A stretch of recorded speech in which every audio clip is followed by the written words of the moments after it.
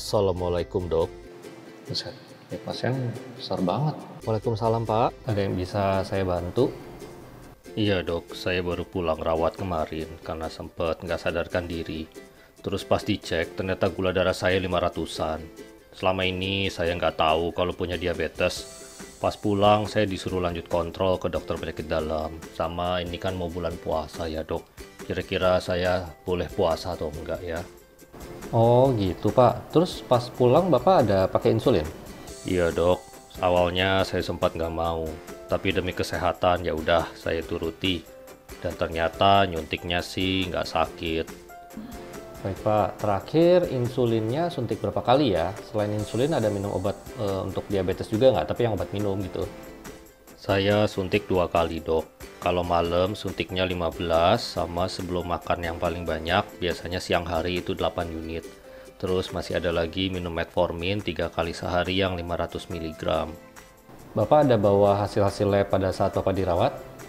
Ini dok, katanya sih kolesterol saya agak tinggi. Sama kemarin dicurigai ada masalah jantung juga. Silakan dilihat hasilnya. Ya, ini sih memang fungsi ginjal masih bagus ya. HbA1c-nya nih tapi tinggi banget ya Pak ya, sampai 11 angkanya ya. Terus ini kalau dari resume medis dirawatnya sih sepertinya Bapak kemarin kayak ada serangan jantung juga ya, makanya bisa sampai gula 500 dan penurunan kesadaran seperti itu. Waduh, gitu ya dok. Saya tetap bisa sehat kan dok? Masih bisa puasa kan? Harus tetap sehat Pak, dan jangan sampai ada muncul komplikasi tambahan lagi. Yang kemarin udah cukup ya, sekali itu aja komplikasi, mudah-mudahan ya. Dan ini karena HbA1c-nya udah tinggi banget, terus Bapak kemarin baru komplikasi diabetes sampai segitunya, plus ada masalah jantung, memang bijaknya sih lanjutannya tetap pakai insulin ya Pak. Baik dok, ini kebetulan kemarin saya udah beli alat cek gula. Tadi pagi saya juga udah cek, hasilnya sekitar 120-an. Kalau habis makan 2 jam, paling tinggi saya cek 190. Saya jadi sering-sering ngecek sebenarnya dok, karena takut 500 lagi gula saya. Wah bagus tuh Pak, memang bagusnya sih ya kalau misalnya udah suntik insulin terus punya komorbid macam-macam kayak Bapak gitu, memang harus sering-sering ya cek gulanya. Nah, untuk berpuasa gimana dok? Apakah boleh? Saya ingin sekali puasa Ramadan dok, sekalian atur porsi makan sama diet.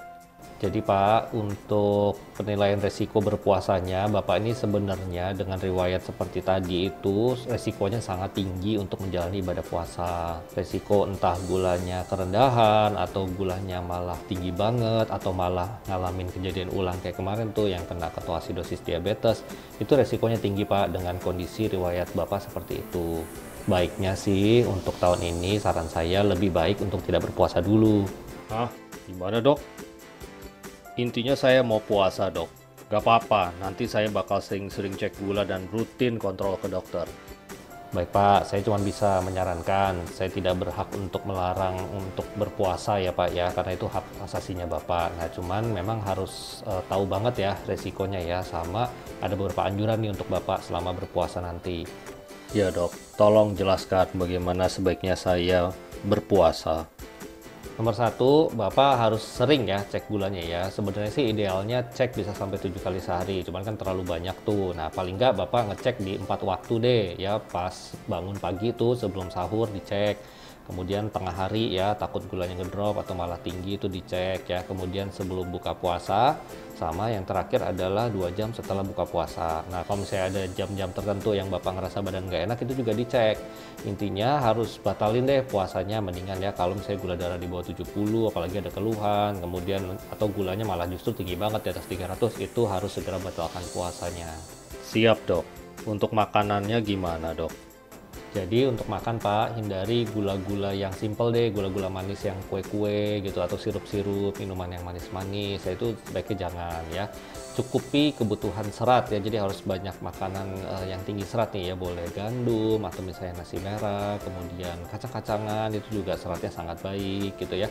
Untuk buka puasa boleh tuh pakai kurma sedikit untuk naikin gulanya sedikit karena baru habis puasa panjang ya. Habis itu makan yang pas buka puasa juga dijaga, nggak boleh terlalu banyak lemak-lemak Pak. Saran saran saya ya, lemak-lemak itu dibatasi.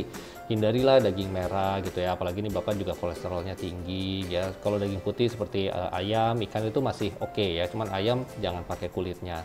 Telur itu masih boleh juga ya, telur untuk Bapak ya. Sama selama bulan puasa juga minum air putih harus cukup ya Pak, supaya Bapak jangan kena lagi resiko dehidrasi.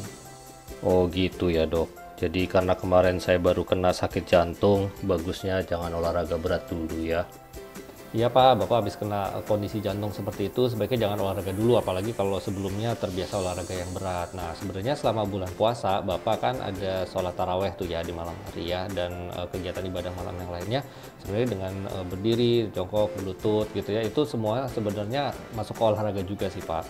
Untuk obat-obatan gula saya sama suntik insulinnya gimana dok? Apa dilanjut? Jadi untuk metformin Pak, minum 1 tablet setelah sahur, lalu nanti setelah makan malam Bapak langsung rapel, minum 2 tablet gitu ya, di rapel, karena siangnya nggak minum kan. Kemudian untuk insulinnya Pak, ya ini Bapak sih gulanya sekarang udah terkontrol gitu ya dengan regimen yang sekarang. Cuma nanti karena puasa makannya berkurang biasanya tuh, itu nanti dosis insulinnya harus dikurangin 20-30%. Nanti saya tulis instruksi lebih detail deh Pak ya terkait insulinnya.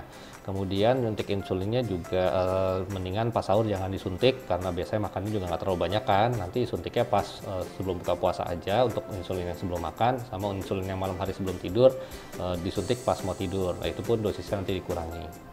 Kalau obat-obat lain kayak obat kolesterol sama obat jantungnya juga sama dok dilanjutin.